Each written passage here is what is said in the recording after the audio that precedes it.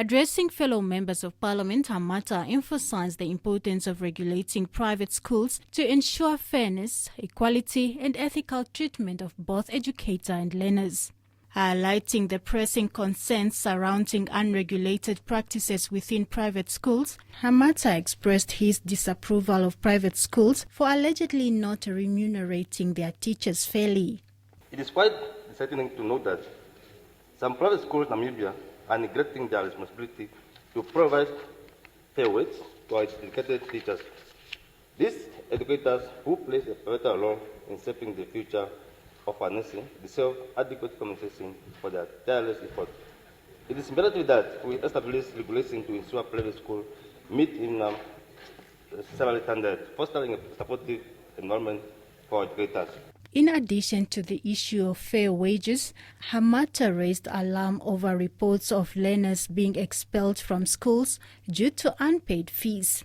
He asserted that education is a fundamental right and no child should be denied access to learning due to financial constraints. Leveraging upon the private sector to achieve specific educational goals cannot be underestimated.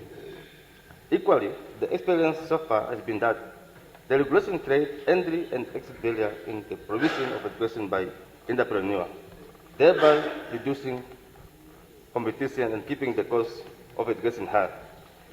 Hamata emphasized the need for government intervention to establish guidelines that prevent discriminatory practices and ensure that education remains accessible to all, regardless of their economic background.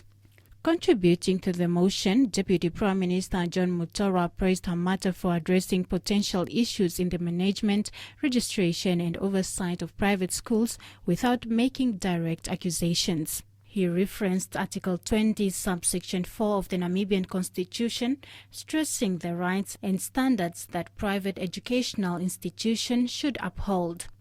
All persons shall have the right, at their own expense, to establish and to maintain private schools or colleges or other institutions of tertiary education, provided the following now.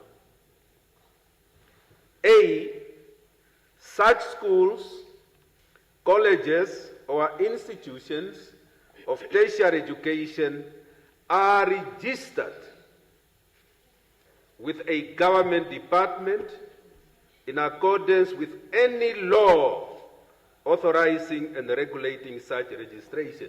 The standards maintained by such schools, colleges or institutions of tertiary education are not inferior to the standards maintained in comparable schools, colleges or institutions of tertiary education funded by the state.